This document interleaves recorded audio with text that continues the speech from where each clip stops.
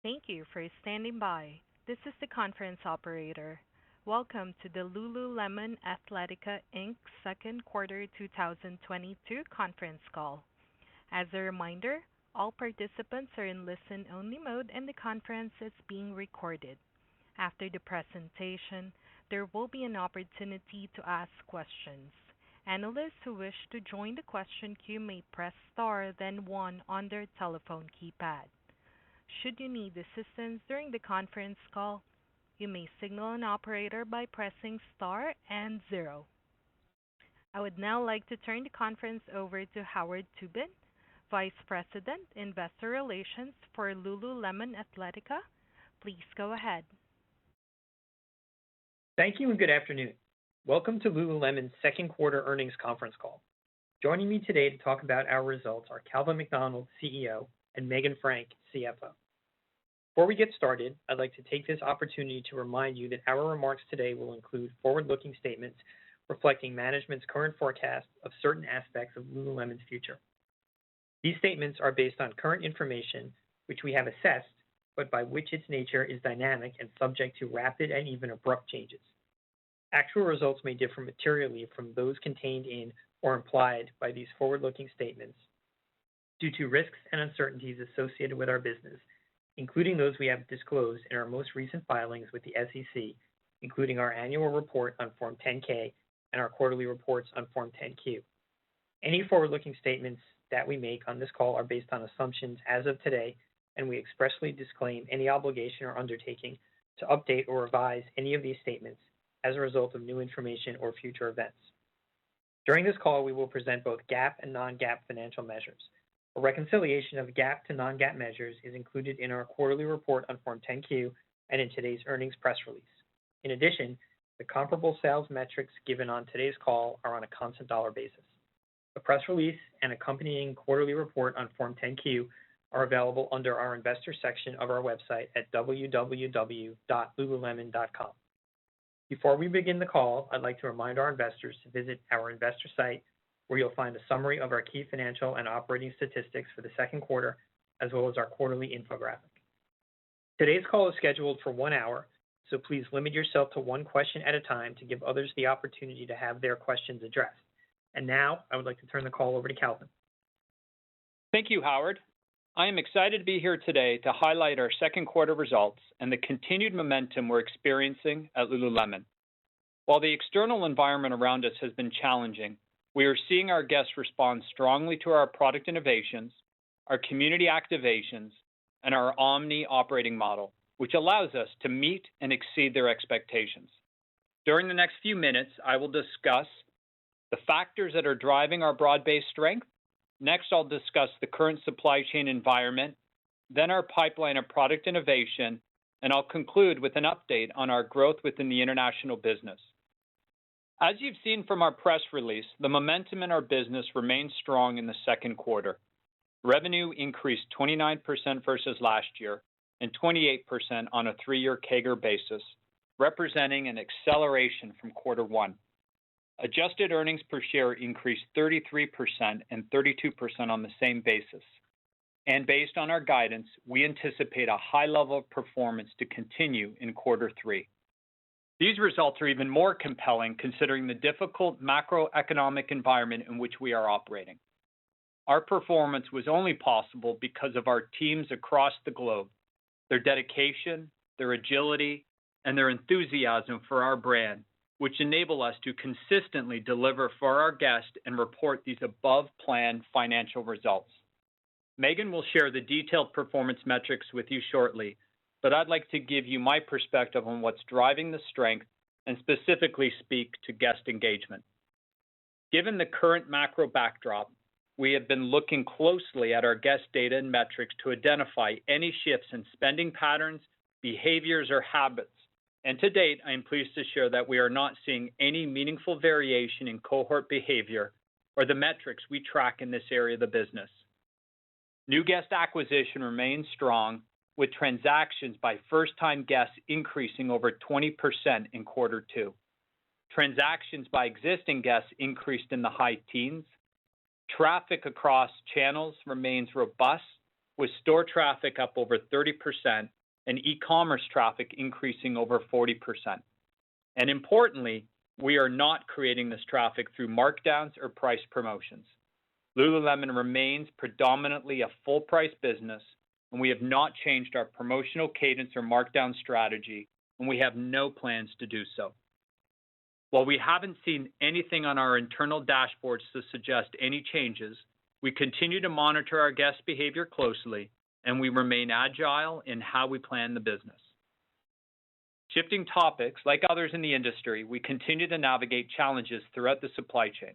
That said, we are pleased to see some promising signs of improvement, yet recognize further normalization within the supply chain will take some time. We currently have no closures across our vendor base, and in China, vendors who had to close or slow production in Q1 due to COVID-19 are beginning to catch up. Ocean delivery times are improving, although they remain significantly elevated compared to the pre-COVID period.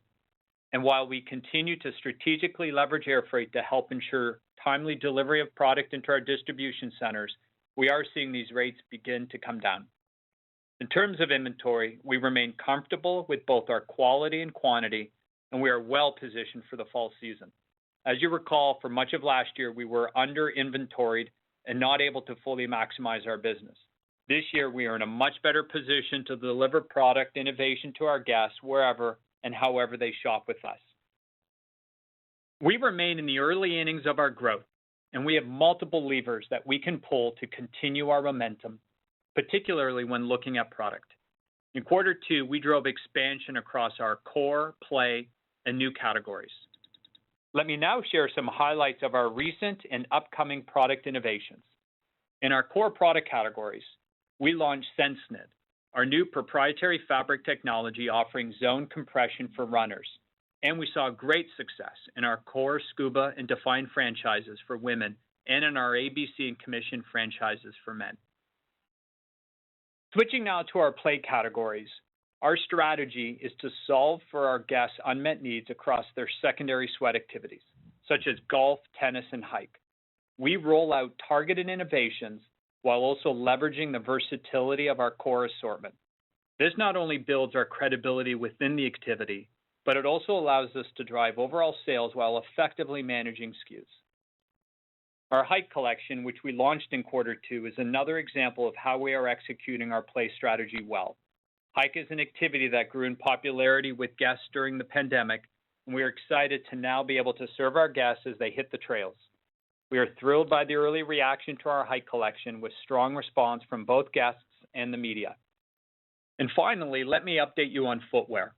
Blissfeel, the first style we launched in March, continues to perform well. We improved our inventory position after the strong guest response at launch, and we're seeing continued excitement around this technical running shoe. In Q2, we launched our next two footwear styles, Restfeel, our dual gender slide, and Chargefeel, our hybrid training shoe for women. Similar to Blissfeel, Chargefeel was designed specifically for women. Our teams developed a dynamic workout shoe to be used across a wide range of training activities, and we're excited about the initial response from both the media and our guests.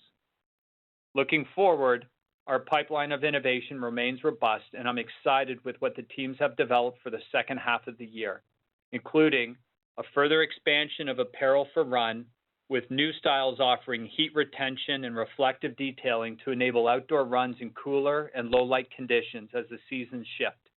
With the exception of a few outerwear styles and accessories, we've never had a solve for cold weather runs. The upcoming expansion of our assortment is a great example of the ongoing opportunity to build out our core categories and provide new solutions for our guests. Next, we will continue to expand our new hike category to include heavier styles to protect against the elements during cold weather outings.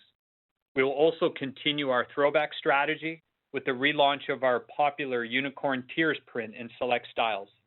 This print has not been available since 2012 and has been one of the most requested by our guests, and we're thrilled to be bringing it back for a limited time. And finally, we'll launch our fourth footwear style, Strong Feel, a technical training shoe designed to keep the foot anchored and secure during multi-directional training workouts. While our product is clearly a key point of differentiation, Our direct-to-consumer model also provides us with a compelling competitive advantage. Our own channels, both brick and mortar and digital, allow us to connect directly with our guests, foster deeper relationships, and engage with them in many ways beyond just a purchase transaction. During the pandemic, we evolved our approach and developed new ways to connect digitally with our guests and communities. Now, as we're moving into post-COVID world, we're once again connecting with our guests in person while also continuing to leverage new ways to engage digitally. Our new two-tier membership program, which will be launching shortly, is a perfect example of our ability to connect with guests in new ways.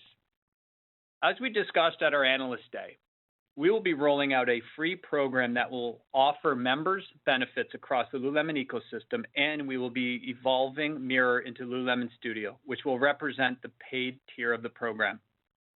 Community connection is at the core of Lululemon. Our ongoing outreach and engagement with our guests not only deepen our relationship, but also drive purchases.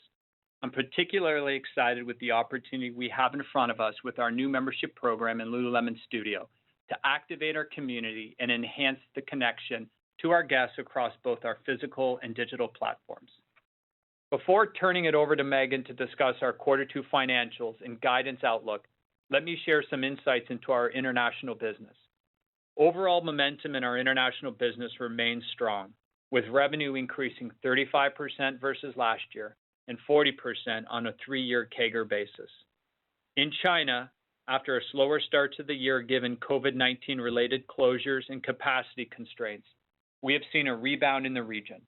Revenue grew over 30% versus last year, and we saw a nearly 70% increase on a 3-year CAGR basis. We remain in the early innings of growth in China, and consistent with our approach in all other markets, we are leveraging our D2C model to grow our brand and attract new guests. In Q2, in our brick and mortar channel, we opened 8 stores in China mainland. We now operate 40 stores in Tier 1 cities, 25 stores in Tier 2 cities, and 14 stores in Tier 3 cities, and continue to see strength across this entire portfolio. In our e-commerce channel, we recently launched a digital flagship store on JD.com, a leading online retailer in China. JD's customer base skews more heavily towards men and represents a compelling new guest acquisition tool for us as we continue to grow our brand in the region. I'm also thrilled with how our local teams continue to build community, increase our brand awareness, and deepen the relationship we have with our guests. A great illustration of this is our Summer Sweat Games 2022. This event saw more than 2,000 guests participate in over 60 events in 20 cities across the China mainland. Activities included outdoor yoga, dancing, and surfing experiences. In addition, more than 100,000 guests participated in sweat sessions offered by our ambassadors on Keep, a leading fitness app in China.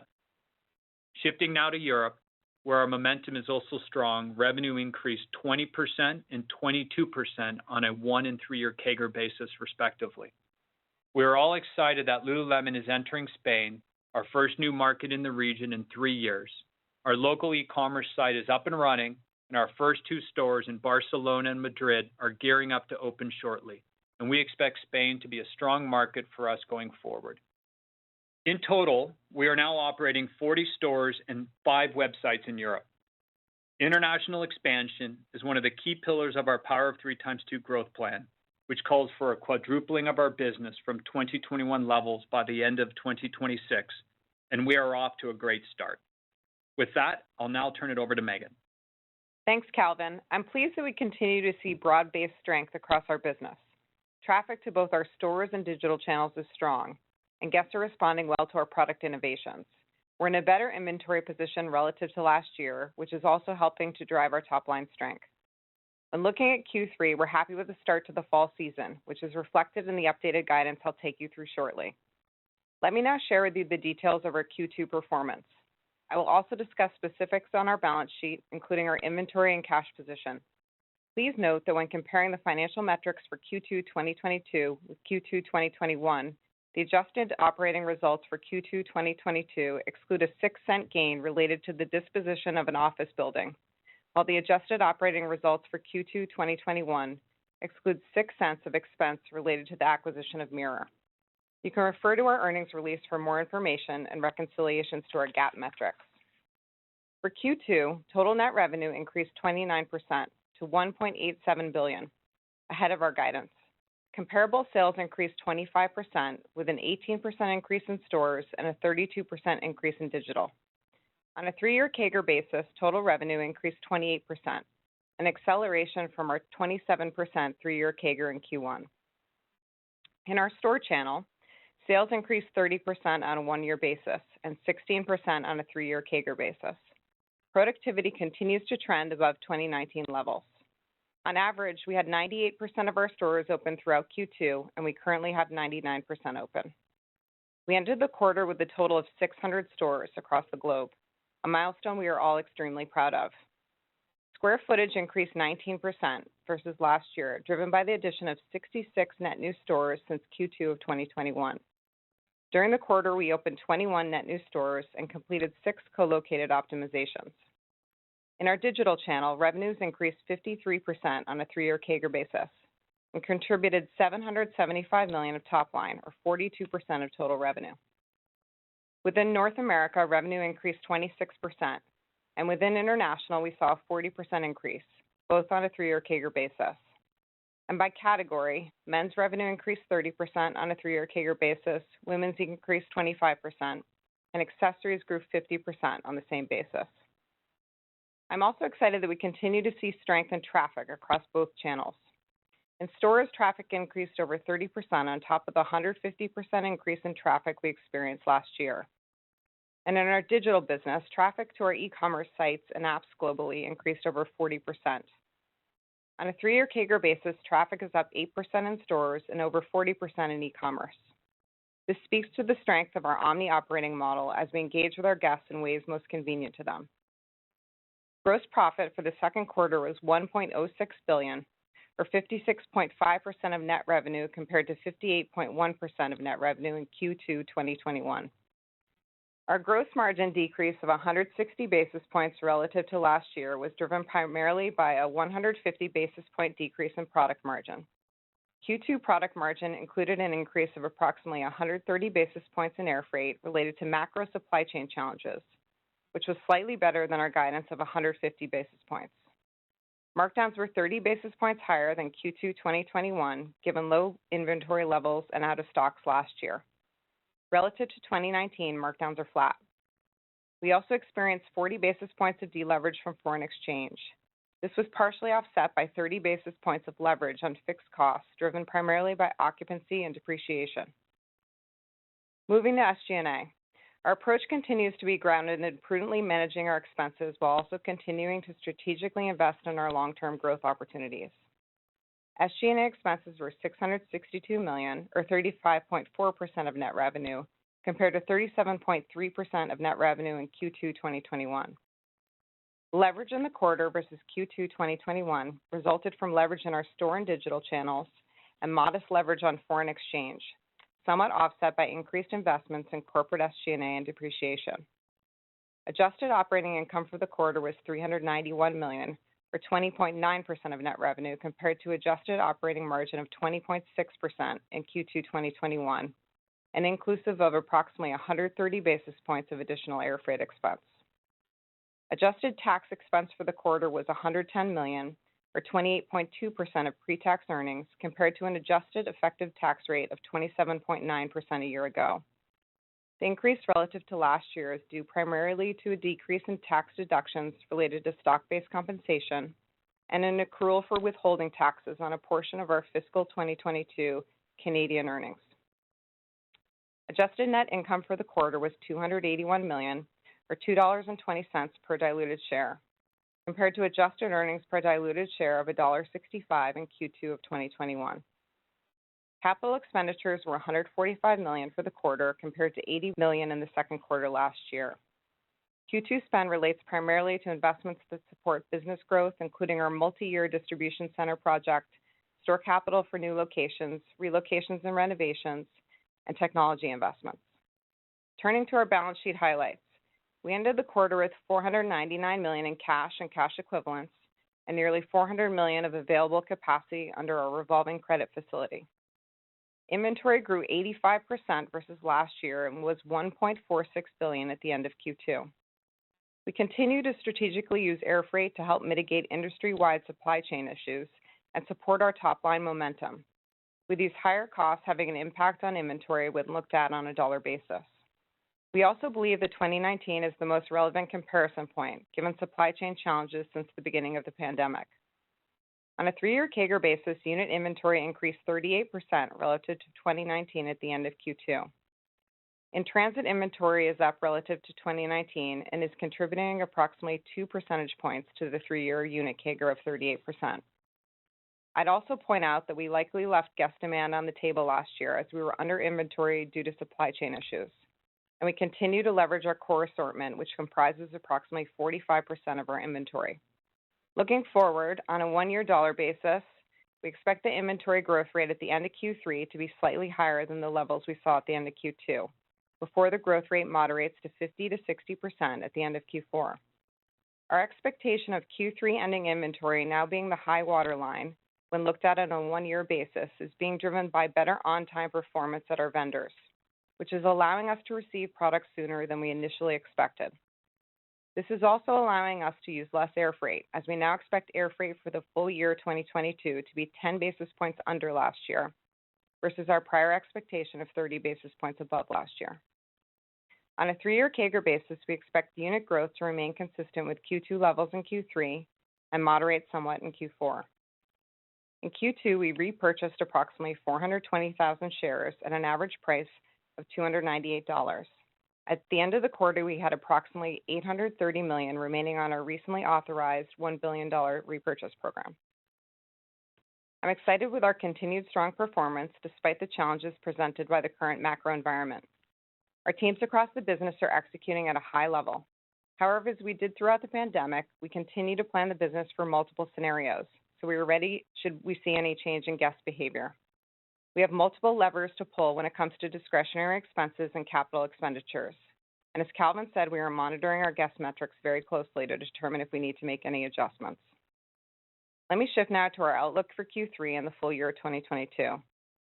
For Q3, we expect revenue in the range of $1.78 to $1.81 billion, representing 1-year growth of 23 to 24% and a 3-year CAGR of approximately 25%. We expect to open 25 net new company-operated stores in Q3. We expect gross margin in Q3 to be down 50 to 70 basis points relative to Q3 of 2021. While we expect to see leverage on air freight expense relative to last year, this will be offset by the timing of expenses related to our supply chain initiatives, as well as a more normalized level of markdowns relative to the low levels we experienced last year. In Q3, we expect our SG&A rate to be relatively flat with Q3 2021. Based on the timing of our investments, we would expect SG&A to be relatively flat with last year in Q4 as well. Turning to EPS, we expect adjusted earnings per share in the third quarter to be in the range of $1.90 to $1.95 versus adjusted EPS of $1.62 a year ago. For the full year 2022, we now expect revenue to be in the range of $7.87 to $7.94 billion. This range assumes our e-commerce business grows in the low to mid-20s relative to 2021. When looking at total revenue, our guidance implies a 3-year CAGR of approximately 26%, which continues to be higher than our 3-year revenue CAGR of 19% leading up to 2020 and higher than the target of approximately 15% growth we set forth in our new Power of 3 x 2 growth plan. We now expect to open approximately 75 net new company-operated stores in 2022, up modestly from our prior guidance of approximately 70. Our new store openings in 2022 will include approximately 45 stores in our international markets and represents a square footage increase in the low 20% range in total. For the full year, we are forecasting gross margin to decrease between 100 to 130 basis points versus 2021. The reduction relative to last year is driven predominantly by increased investment in our DC network and a more normalized level of markdowns relative to the low levels we experienced last year, while still below 2019 levels. Turning to SG&A for the full year, we are now forecasting leverage of 100 to 130 basis points versus 2021, driven predominantly by increased sales. And when looking at adjusted operating margin for the full year 2022, we expect it to be approximately flat to up slightly versus last year. For the full year, we expect our effective tax rate to be 28% to 28.5%. For Q3, we expect our effective tax rate to be approximately 28%. For the fiscal year 2022, we expect adjusted diluted earnings per share in the range of $9.75 to $9.90 versus adjusted EPS of $7.79 in 2021. Our EPS guidance excludes the impact of any future share repurchases and the gain on the real estate sale we realized in Q2. We now expect capital expenditures to be approximately $610 to $635 million for 2022. The increase versus 2021 reflects increased investment in our supply chain, digital capabilities, new store openings and renovations, as well as other technology and general corporate infrastructure projects. Notably, this includes our new multi-year project to increase our distribution capabilities to support our future volume and growth and increase square footage growth relative to last year. A range of $610 to $635 million is approximately 8% of revenue, in line with our current Power of 3 × 2 target of 7 to 9%. Thank you, and with that, I'll turn it back over to Calvin for some closing remarks. Thanks, Megan. As you can see from our results, Lululemon continues to perform at a high level, and I am consistently impressed by the ability of our teams to anticipate, meet, and exceed the needs of our guests. And across the business, we're seeing that our guests are eager to welcome us into new categories, styles, and markets, which speaks to the significant growth potential for Lululemon going forward. We're off to a very good start as we embark upon our Power of 3 × 2 growth plan, and there's a clarity and focus on the work underway across the company. And in closing, I want to express my gratitude to everyone at Lululemon for your hard work and the passion that continues to show all of us the power of our people and company. Operator? We will now begin the question and answer session. Analysts who wish to join the question queue may press star then one on their telephone keypad. You will hear a tone acknowledging your request. If you are using a speakerphone, please pick up your handset before pressing any keys. To withdraw your question, please press star then two. The first question is from Adrienne Yih with Barclays. Please go ahead. Oh, thank you. Congratulations. Another just remarkable quarter. Calvin, I guess I wanted to talk about, there was a lot of intra-quarter chatter about kind of promotions across the space and kind of a slowing in the athleisure. We've obviously talked about how Lulu is more of a brand rather than sort of a retailer. But really want to understand what is the method that you're using to address some of the promotions that are going on around you. You no longer do warehouse sales. You're just doing sort of the online clearance, but you're not even calling that out as an online warehouse sale. So just what are the methods that you're using to move through the aged inventory that's allowing you to keep up the brand equities? Thanks so much. Great. Thanks, Adrienne. In terms of methods, there's been no change to our approach on markdowns. As you know, we took modest price increases on a small percentage of our range of product. We continue to closely monitor that. And our markdown activity is in line with past penetrations 2019 pre-pandemic. And it really is our momentum's driven through the pillars of growth and innovation of our product. So the positioning around unique innovative product through our core is resonating with our guests, and our markdown behavior has not changed with no plans to change. And the quarter's results were driven by full price, selling prices. Thank you very much. The next question is from Mark Altschwager with Baird. Please go ahead. Thank you. Good afternoon. So, really encouraging to hear you haven't seen any major shifts in consumer behavior. Given the choppier macro backdrop versus a few months ago that many others have called out, can you maybe just speak a little bit more to what you're seeing in your business that's giving you the confidence to actually raise the implied back half growth outlook? Thank you. Thanks, Alex. One of the areas that continue to fuel our momentum and give us, the confidence and the momentum heading into the back half of this year is the balanced growth that we're seeing across all of our pillars in the Power of 3x2 growth initiatives. And I'll quickly break them down because it really does support that narrative and the fact that we're in early innings of growth and we have multiple levers to pull to grow our business that we are innovating into through our strategies, and they are resonating.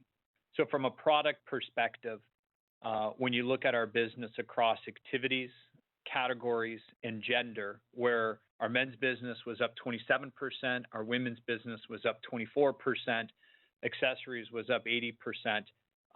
We were seeing very balanced growth in all of those activities driving and through innovation. On the guest side, the Omni Guest key initiatives, our new guests were up 24%. Existing were transacting at a 17% increase rate. Traffic was incredibly strong with stores up 30, e-com up 40, and strong sales comps across both our e-com and store business. Again, very balanced. And then at the regional level, North America up 28%, international up 35%. So the plan that we've been working on is we are, early innings of the execution, but it's resonating, it's working, and the business is growing across all of these levers in a very balanced way that's allowing us to achieve the results, contributing the momentum. In the back half, when I look at product innovation and innovation across the guest with the launch of our membership program and our expansion into the regions, gives us the confidence that we can keep the momentum in our business strong, and hence the guidance that we've shared. Great, thank you, Calvin, and congrats to you and the team on the strong results. Thanks, Alex. The next question is from Alex Straton with Morgan Stanley. Please go ahead. Great. Thanks for taking my question, and congrats on another great quarter. I wanted to dig into the international result, amazing at 35% year over year. Can you just talk about the key drivers there, if there were specific geographies or more broad-based? And also, as it becomes a bigger part of Lululemon's revenue over time, can you just talk about what the margin implications would be? Thank you. Well, absolutely. Very pleased with our international business. As you know, our 5-year plan is to quadruple it. And across every market we're in, we continue to see very strong results for the brand, the way it's resonating in the market, and excited about the investment strategies we have and are rolling out across. In Europe, we're seeing good growth across all countries. We opened our .com site in Spain. We actually open our first store in Barcelona tomorrow. We open Madrid in a few weeks. We open on the Champs-Élysées later this year. So excited about the opportunities we continue to see in Europe, across Asia Pacific, in Australia with some of the new stores that we've opened, and China, which continues to be one of our big market opportunities. Even with ongoing operational challenges, we saw an acceleration in the quarter, with China growing 30%, and excited about the way the new stores are working in the market, the way that product continues to resonate, new guest acquisition, and activating through communities. So in every market we're in, we're seeing a very balanced contribution to our growth, and are early in the opportunities that we see in each of these markets. Great, thank you.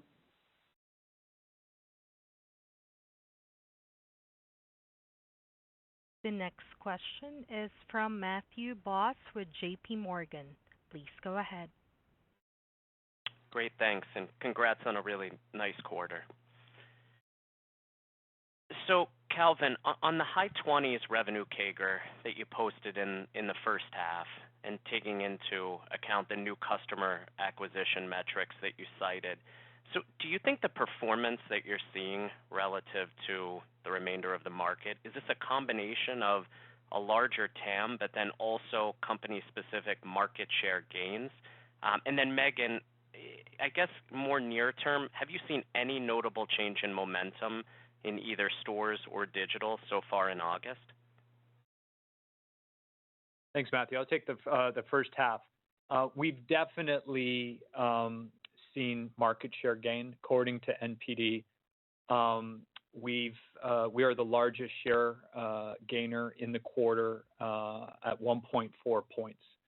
So we're very pleased with our performance, our performance relative to our peer sets. And I think the first half of this year is really a consistent narrative of new category expansion, driving awareness through a number of earned media opportunities, as well as us continuing our investment in collective and community and reactivating some events. Great product that's driving new guest acquisition and a existing guest that continues to be engaged in the expansion of both our core and play activities, be it golf, tennis, hike. Those are resonating very well. They're lifting our core sales.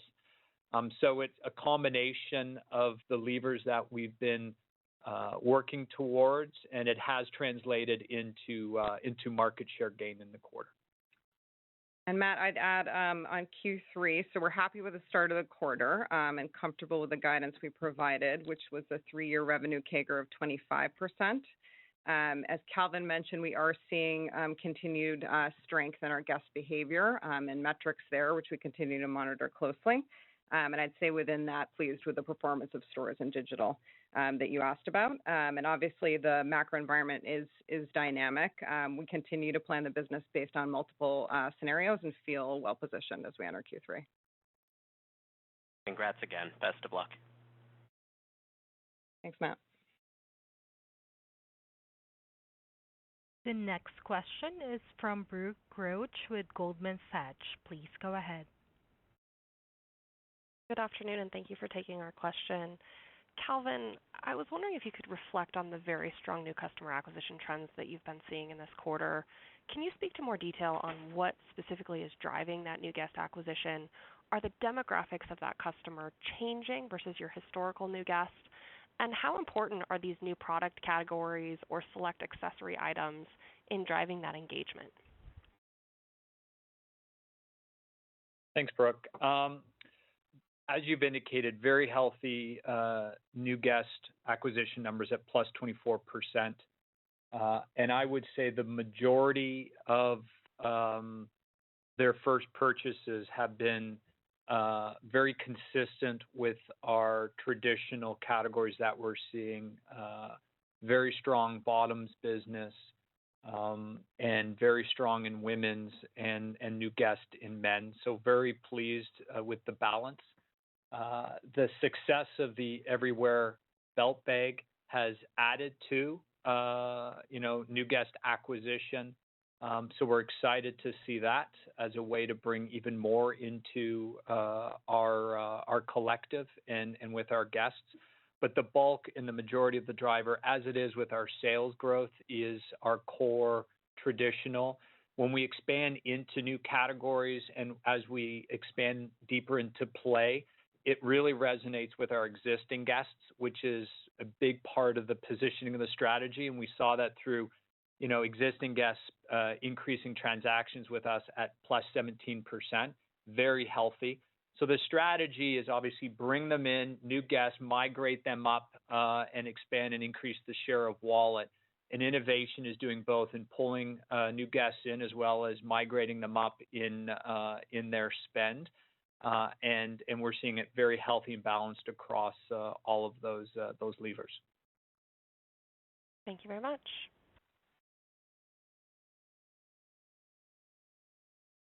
The next question is from Lorraine Hutchinson with Bank of America. Please go ahead.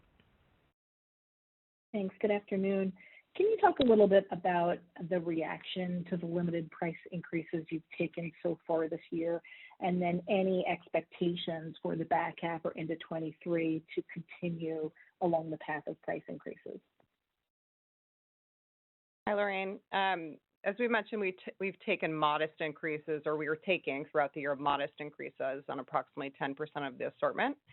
We haven't to date experienced any price resistance. We continue to closely monitor and don't have any plans to change our markdown cadence as we move throughout the year.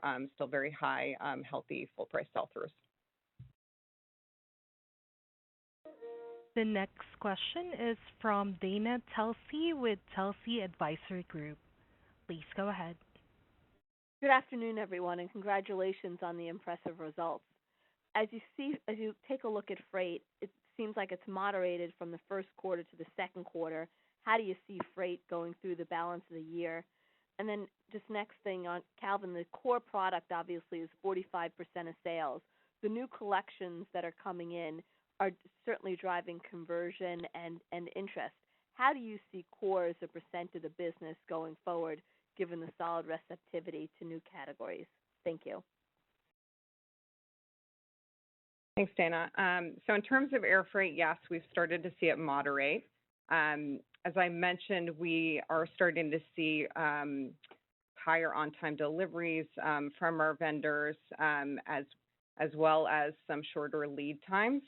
So we have amended the color that we provided on air freight to be 10 basis points under last year for the full year.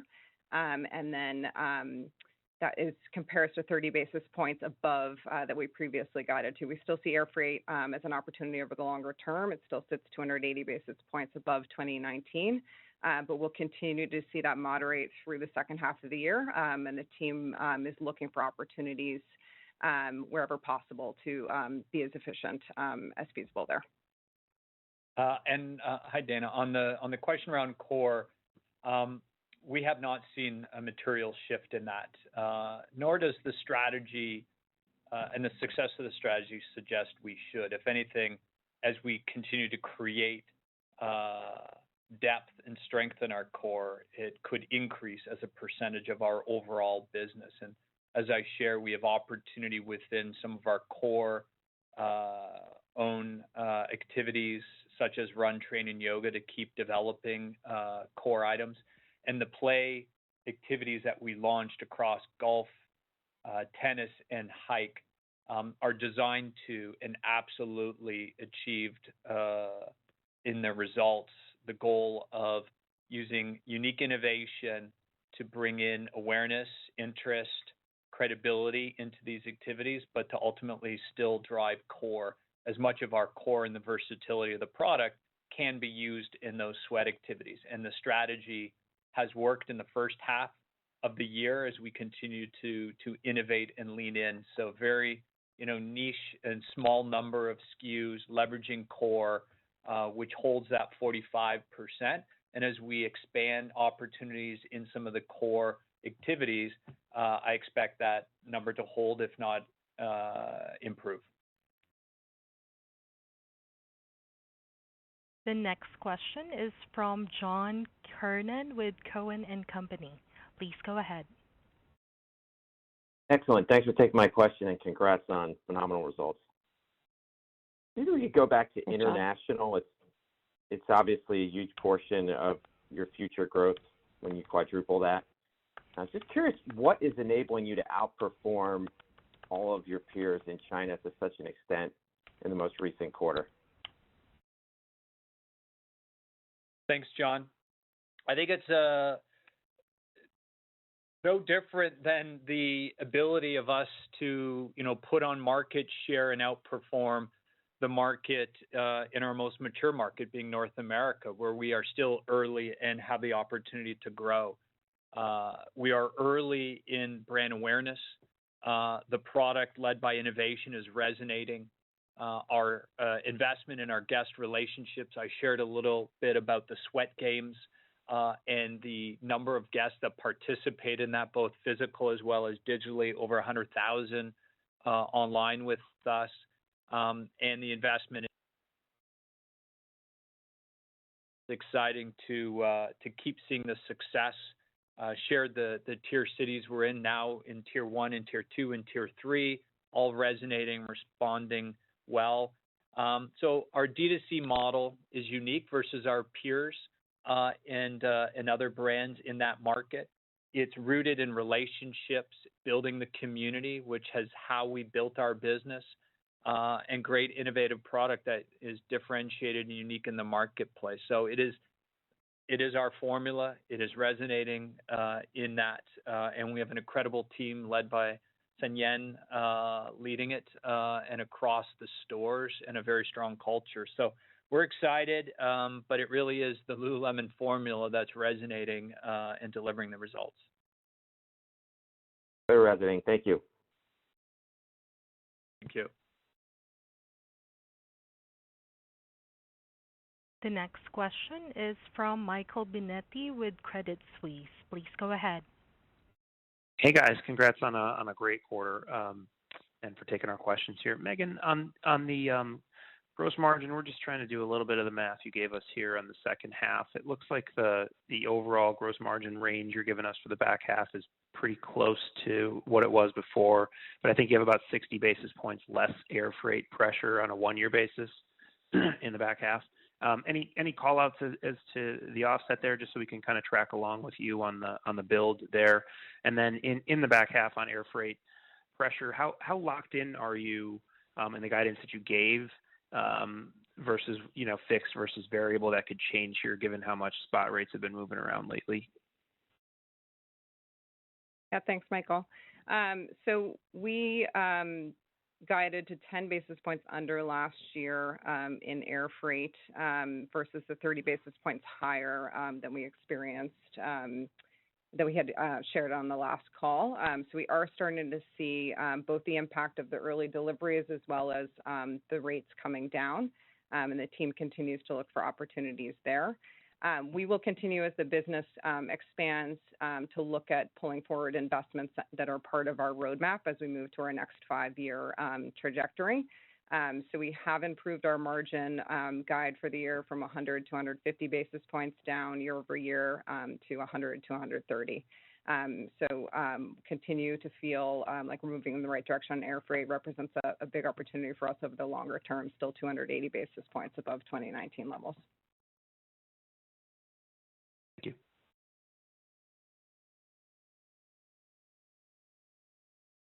The next question is from Sharon Zackfia with William Blair. Please go ahead. Hi, good afternoon. Thanks for taking the questions. I guess first on the SG&A, I think, Megan, originally you expected SG&A leverage in the fourth quarter. I heard you say flattish now. I'm just wondering if you're pulling forward or accelerating any investments. And then kind of a conjunct to that, I know at the Analyst Day you had talked about a coordinated marketing campaign this fall. Is that still on tap, and can you give us kind of an idea of what we'll see when that launches? Yeah, so in terms of SG&A, we hadn't previously provided Q4 guidance. We've got some timing, I would say, on investments. And again, as we look at our full year outlook, looking to pull forward some investments that are part of our roadmap as we look towards our next 5-year trajectory. So we are guiding now to 100 to 130 basis points of leverage for the full year versus our prior guide at 50 to 100. And then Calvin's going to chime in here on the marketing. Yeah, on the marketing, there's a couple of exciting initiatives planned in the back half. One is around our launch of our 2-tier membership program shortly, and that is more of a North American focus, but we're excited to bring that to our guests. And Nikki was referencing, as we continue to look at ways of just bringing a coordinated global message, our approach to holiday this year in some key categories. There's not a material change in spend, but we continue to find effective ways to deliver a strong, powerful product, community-led message around the globe. We're making gains on that, helped in the first half, and will continue to do so in the second half and moving forward.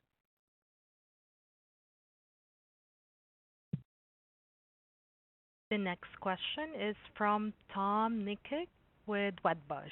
Please go ahead. Hey, everybody. Thanks for taking my question. Megan, I want to ask about the inventory growth. I know that there's kind of a lot of puts and takes here, and one of the things is increased transit times and things like that. When we kind of look at inventory, I guess beyond the end of this year, do you think that just structurally you're going to carry more inventory on the balance sheet, relative to the sales level, or do you think when we kind of get beyond this year and things kind of normalize a little bit, maybe going forward you would grow inventory at a slower rate relative to sales, and you would see turnover improve? Thanks, Tom.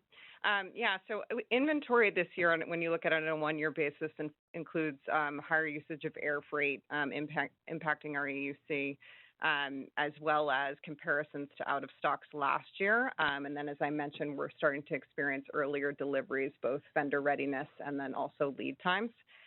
So there is quite a bit of a dynamic nature when specifically looking on a one-year basis, which is why we've been really focused on that 3-year unit CAGR.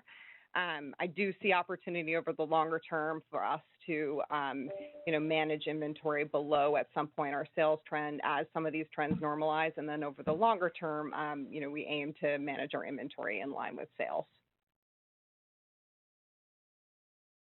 Understood. Thanks very much, and best of luck the rest of the year. Thanks, Tom. The next question is from Jay Sole with UBS. Please go ahead. Great, thank you. Megan, I want to follow up on the last point. Just talking about receiving inventory sooner. Can you give us an idea of how long it's taking you now to receive goods, and sort of how long it was taking at the peak, and what would be normal going forward? What would be a normal amount of time to receive the goods? Yeah, there's a couple dynamics going on. One would be we are seeing vendor readiness metrics improve, so that's one impact. And then the other impact I would say is ocean lead times. So we typically have seen, and this is on average about 45 days, these had gone up to 90 days plus during the kind of peak disruption. We've seen them drop approximately to 70 days. So not back to where they were, but definitely improvement to what we've seen. So that, coupled with the earlier vendor readiness, provides some opportunities for us to switch modes, which you see reflected in our guidance. Got it. If I can just maybe, Calvin, ask you one question about accessories. You mentioned the belt bag and just the success overall of the company adding new categories. You talk about accessories. What's the opportunity to continue to segment that category to offer price points, in bags maybe above $200 versus kind of what you're offering now, which is sort of like lower price relative to a lot of the competition that's out there selling tote bags and backpacks and things like that? Yeah, no, we're excited about the opportunity in our accessories business, and definitely have plans across a number of the categories. The Everywhere Belt Bag is a lower price point item. We're seeing it being a great driver across existing guests as well as guest acquisition. I think accessories in general has played a role like that and could continue to play a stronger role. The team's done a wonderful job in the last few years, bringing great innovation into the sock business, and we have a very strong, growing, innovative product lineup in the sock category. Bags being one of the biggest opportunities. We are dropping and innovating incrementally in the pipeline for the foreseeable future is to continue to develop out that category where we all agree we could do even more and have a great opportunity across, as you said, backpacks. We have a lot of on-the-move bags for sport, but also, variety of unmet needs that the teams are innovating into. So bags is definitely on our roadmap of product pipeline, building on the Everywhere Belt Bag, but accessories in general is a great opportunity to keep growing, contributing, and guest acquisition. Operator, we'll take one more. Got it. Thank you so much. The next question is from Paul Lejuez with Citi. Please go ahead. Hey, thanks, guys. Just looking at the reported sales numbers and comps, I think you got a spread of about 600 basis points, but your square footage is up around 19%. So just want to understand what accounts for the difference there, why there isn't a bigger spread between comps and total sales growth, and maybe tie in how you're feeling about the new store performance as you're opening in some of these international markets. Thanks. Thanks, Paul. Yeah, I'd say there's a nuance there in looking at it from an omni perspective with the size of our e-commerce business. That said, what I'd share is we're really pleased with the productivity of both our existing store base. We've gotten above 2019 levels. We continue to see opportunity for further expansion over the longer term. I'm really pleased with our new store expansion strategy. We did raise our guidance from 70 new stores to 75. For the full year, with some exciting opportunity in front of us, both in our North America and international regions. So stores, I would say, remain a very important and productive part of our business model, including the operating margin, which we've seen get into the high 20s in the quarter.